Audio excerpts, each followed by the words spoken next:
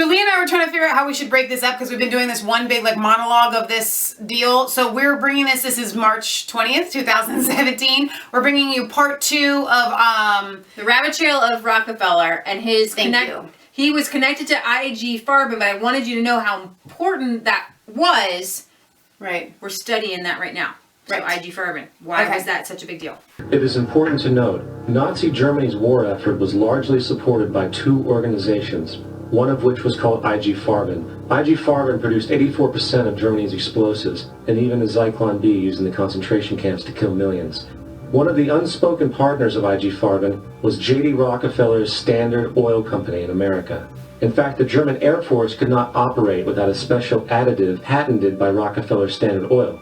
The drastic bombing of London by Nazi Germany, for example, was made possible by a $20 million sale of fuel to IG Farben by the Rockefeller Standard Oil Company. This is just one small point on the topic of how American business funded both sides of World War II.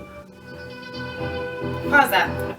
That does not mean that America did that. And I think that that needs to be said. Because a lot of people are like, oh, big bad America. No. There's evil people everywhere in all countries. This person was American. He does not represent the Bush Americans. Family goes back to also being on banks that helped fund Nazi Germany. So actually, while we're here, this is a side note. When I was researching this... we just want to make this just like an hour-long video, or... I don't know. Do you want to stop it? I don't know if I should... Oh, well, we can keep going for as long as we want to go. We can cut it later if we want to make it too. Okay. So while I was researching, I heard that, and I had never heard of IG Farben. Okay? No, I haven't. This is a German company that had to do with all kind of chemicals. And without IG Farben, there would not have been a World War II or a Holocaust. The war was basically... it was a chemical war, almost. Right. And actually, this quote here, I want to read to you from one of the prosecutors during the Nuremberg trials. The U.S. lead prosecutor in the Nuremberg War Criminal Tribunal against IG Farben anticipated this development that's happening when he said, these IG Farben criminals, not the lunatic Nazi fanatics, are the main war criminals.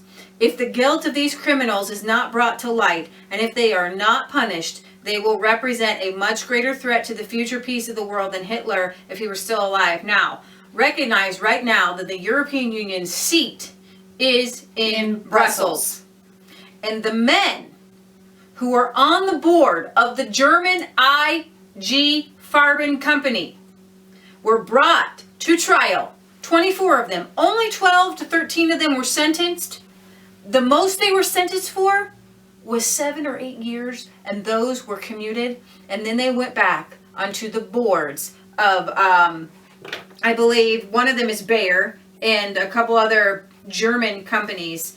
And it's mind-boggling when you research IG Farben, your stomach will churn. Their purpose was to turn the German nation into a military machine so it could impose her dominion on Europe and later on other nations beyond the seas. They were the warp and the woof of the dark mantle of the death that settled over Europe. That was Telford Taylor, U.S. Chief Prosecutor, in his opening statement in the trial against IG Farben, which became Bayer, BASF, and Host, executives at the Nuremberg Tribunal. So when I wanted to just, I feel like this is worth just kind of going over because I found out about it and I'm researching it and I'm mad about it. So the most powerful German economic corporate emporium in the first half of the century was now I don't know how to say this, the Interessengemeinschaft Farben. Yeah, no idea. For sure. It stands for the Association of Common Interest and was nothing more than a powerful cartel of the BASF, Bayer, and Host, and other German chemical and pharmaceutical companies. IG Farben was the single largest donor to the election campaign of Adolf Hitler. And thunder rolls. I know. In our house right now. I know. We're talking about Rockefeller, and we're talking about Hitler and this company, and we got thunder. It's totally, it's a sign.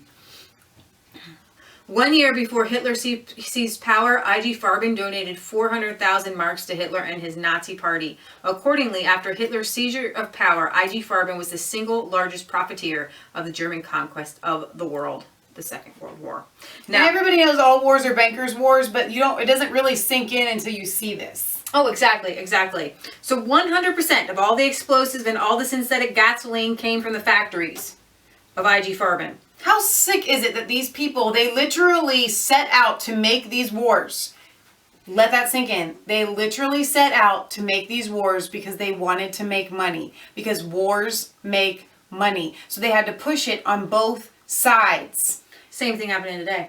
It's exactly the same thing that's happening today in Iraq, in Afghanistan. It's like, it's all for money and power. Bush's grandfather made money. They are said that the Bush fortune came from World War II money. Right. And the government, it's just all, it got washed away. You know, it gets pushed under the rug. But that's how the Bushes came into power, right? Okay, so you were back at the one. Yeah, whenever the German Wehrmacht conquered another country, IG Farben followed, systematically taking over the industries of those countries. Through this close collaboration with Hitler's Wehrmacht, IG Farben, thank you. It's got to be there. They don't do this. Sorry, I'm so sorry. Wehrmacht. I'm sure that's what it is. Wehrmacht. They don't do the W's. I know.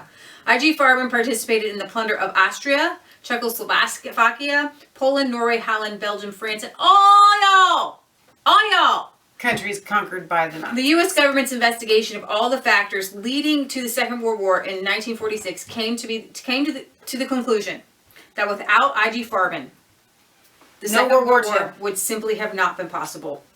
We have to come to grips with the fact that it was not the psychopath Adolf Hitler or bad genes of the German people that brought about the Second World War. Economic greed. And, how did they accomplish it if those people weren't evil? Listen, yes, they were bad people. Propaganda.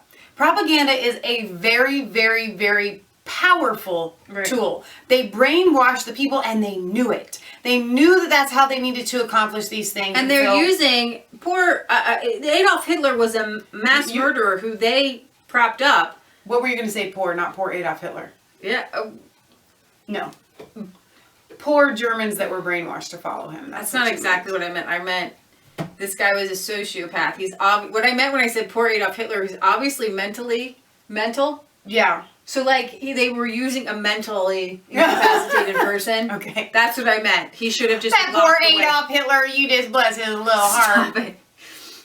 The birth of IG Farben and the support for Hitler. There's this book called The Sword and the Swastika by Telford Taylor. After the First World War, all the major chemical concerns were merged into a single gigantic trust. That's what they were called, like a monopoly was called a trust. 1926, under leadership of Karl Duisberg and Karl Bosch. Dyestuffs, pharmaceuticals, photographic supplies, explosives, and all these regular products, right? Soon after the election in July of 1932, in which the Nazis had doubled their vote, Heinrich Buschficht and Heinrich Gatschdu, he was an official he was an officer, an SA officer, personally known to Rolf Hess, waited upon the Fuhrer to learn whether Farben could count on governmental support for its synthetic gasoline program in the event the Nazis should attain power. So they're waiting. Can we collude together? Hitler says yes. Okay? He readily agreed that Farben should be given the necessary support to warrant expansion of the Luana plant. Farben lost no time following up this auspicious introduction. Significantly, Farben's chosen channel was not the Harlestung, but Hermann Goer's new air ministry. In a long letter to Goer's deputy, Ark Milk, basically they had a 4-year plan for the expansion of the synthetic fuel output. All right, so they're going to create this stuff. They're going to do this war, and the next one I want to get to is Auschwitz was the largest mass extermination facility in human history, but the concentration camp was only an appendix. Okay, so the main project project was IG Auschwitz, a 100% subsidy of IG Farben, the largest industrial complex of the world for manufacturing synthetic gasoline and rubber. So why did we go over the synthetic gasoline for a minute? Because they used the Jews, and later on, one of the defenders said, we were just using political dissonance, political prisoners and stuff like that. It wasn't that big of a deal. It really wasn't. Auschwitz was not that big of a deal. That's what these guys are saying, right? Okay, you're looking at me like I'm crazy. No, I'm not looking at I'm looking at you like they're crazy. Yes, we're going to use this free slave labor and then we're going to kill them all. Right. It's fine. Okay. So this is a picture, little tiny picture of Himmler inspecting the construction site in 1941. Anyways, they're going to get mass slave labor. And in 1941, in Ludwigshafen, the IG Farben board member responsible for the Auschwitz project stated to his IG Farben board colleagues, "Our new friendship with the SS is a blessing. We have determined all measures integrating the concentration camps to benefit our company." So the SS go around knocking on people's doors. They get in Frank's family. They throw him into Auschwitz. And everybody's happy. Right. Everybody's just happy, right? The pharmaceutical department... And I'm going to play on Michelle for a second. Don't you come telling me this is some mass Jewish conspiracy, okay, to kill themselves. We're not going there right now with you, okay? There are bad Jews, and I can tell you for a fact that I have read accounts of American Jews turning their back on European Jews. But we are not going to go with the Holocaust didn't happen. You go down that road, you're going on by yourself. That is just, those people make me crazy people. They make you go crazy people. You get twitches. Yes. All right, so the pharmaceutical departments of the IG Farben cartel used the victims of the concentration camps in their own way. Thousands of them died during human experiments, such as the testing of new and unknown the vaccines. Vaccines? They were testing vaccines? Yeah. There was no retirement plan for the prisoners of Auschwitz. Yeah, unless you're retiring in the grave. Those who were too weak, and y'all know this, too weak to work, they were just gassed. Well, the chemical Zyklon B was created by none other than Farben, of course, right? Annihilating millions of people. And then this picture, I'm not sure I can get it bigger, but you've got, here's the Auschwitz Industries, here's the concentration camp, here's the concentration camp, so there's the two here, and yeah, there's a overhead. So then there were medical experiments. I can just tell you what happened. There were medical experiments, everybody died. We've all heard about that. Everyone died. They have letters which say send over 150 healthy females, and the females show up emaciated. You call these healthy? Okay, we'll try it. They all die. You know what I mean? I mean, there's real letters. This is really happening. And I'm going to tell you something else. I love me some Catholics, but the Pope was hiding this stuff up. That's a whole other rabbit trail. I'm not going to go down with this particular thing. Hang on. Go down the rabbit trail just for 1 minute. The Pope at that time, right? Okay, was advocating what was happening. And he was sending people, Italian Jews, to these concentration camps. He was turning his back on the Jews that were being rounded up. Okay, that's the same thing as sending them. Now, here's the thing I want, and I'm going to take this time to say this. We have got to set these arguments to rest because we have viewers from both sides of the aisle. We have Catholics and we have Zionists. We have people that love Israel, all right? Here is the deal, and it is the truth, and y'all are going to swallow this big horse pill I am throwing in your face, okay? There are evil Catholics, there are evil Jews, there are evil Christians, they're not really Christians, there are evil everybody's. That does not mean you just go lumping. Yes, you can talk about the Catholic conspiracy, you can talk about the Jewish conspiracy, but realize and don't lump them all in the same pile of it's always the Catholics, it's always the Jews, because you want to know what? Here is Rockefeller and the New World Order. They sent people to the Catholic Church. They sent people to the Jewish people. They sent people everywhere, and they are controlling all of this. And so when you take sides, you're buying into what they want you to because they want this faction. They want you to point at these different things. The only people that you're allowed to point to is them. Not God, but that's For them, as far as what they say. Islam. You're allowed to point to Islam and you're allowed to point to the New World Order, but we have got to realize that they pit us against one another. Yes, bring us the articles. Yes, bring us the links of all these things. But stop saying it's all them or it's all them, because that's like saying it's all Americans when Rockefeller, Carnegie, and Ford are all running this game. I'm sorry, I love you guys, and Leah's gonna get really mad at me for saying this, but I'm getting really tired of getting this stuff from you guys. I'm sorry, I'm gonna pull an Alex Jones here. I love you, I love you, I love you, but it shows a very single, small-mindedness when you just see it from one side, and I love you guys, but you have to open your minds. It is the New World Order, it is the globalist agenda that has infiltrated both of these factions, and we have got to stop fighting each other and start supporting the real people within these groups. The average Jewish person walking on the street in America is not trying to do conspiracy. Are there Jews in Israel trying to do conspiracy craziness? Yes. Absolutely.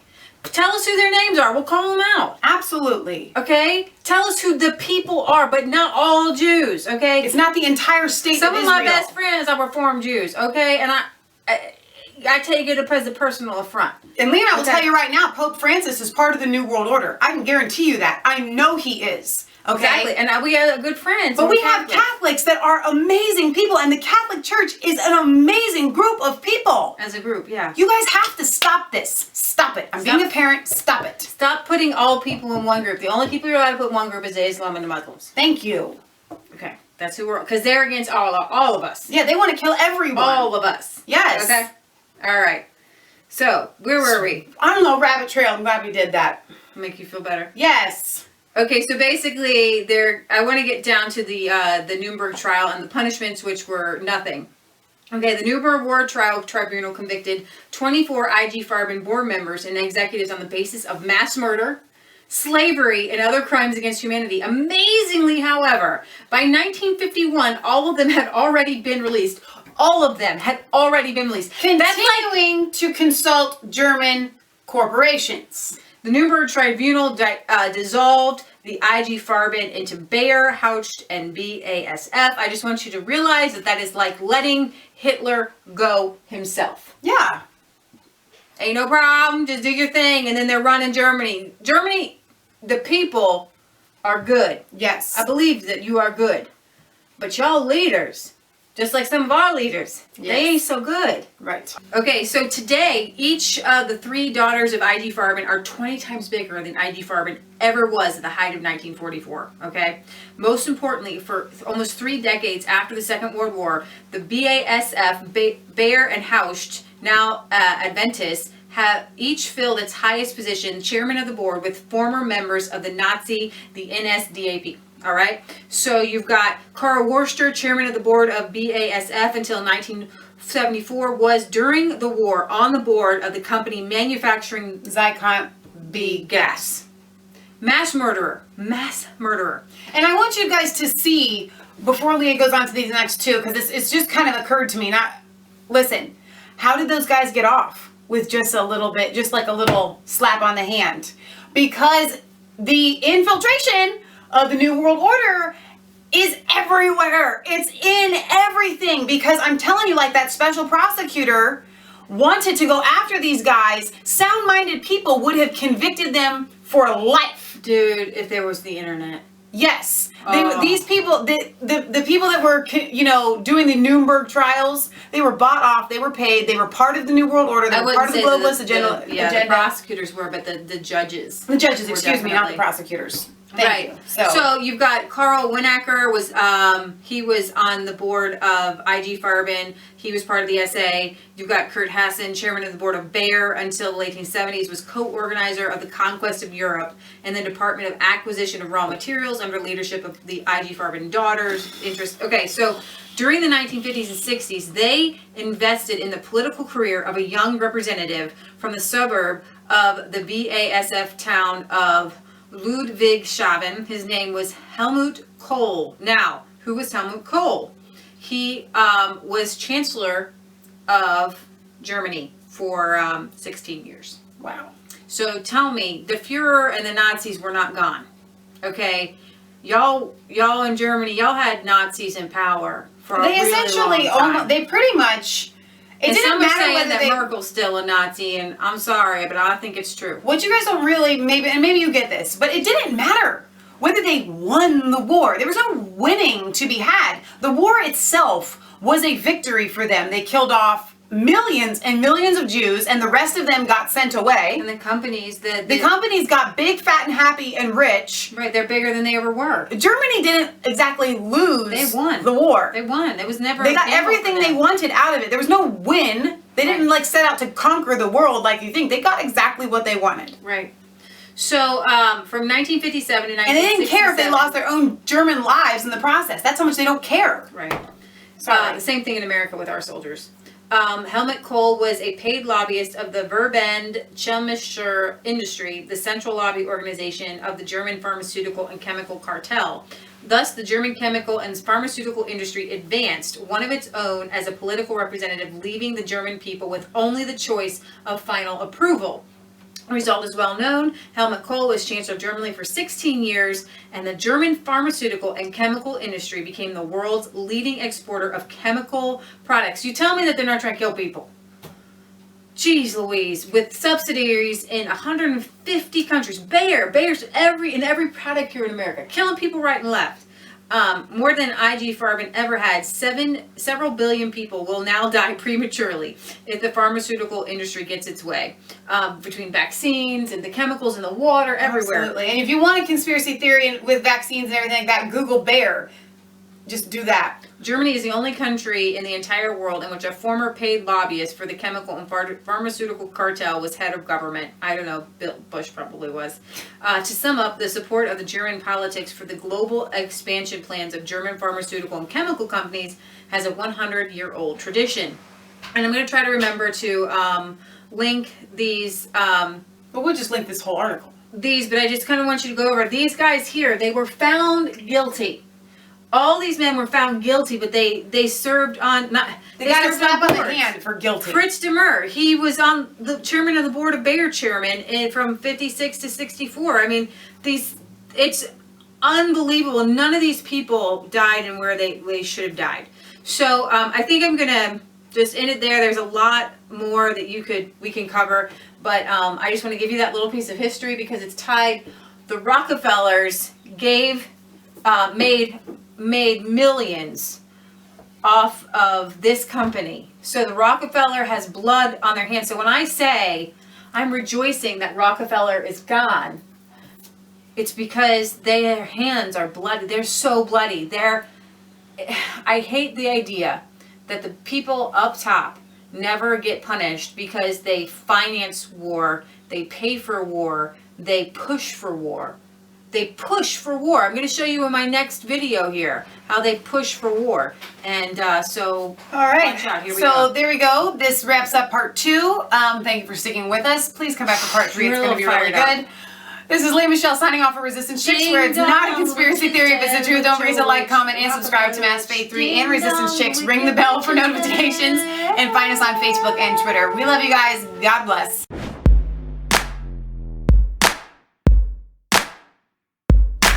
I was cold all alone. No place for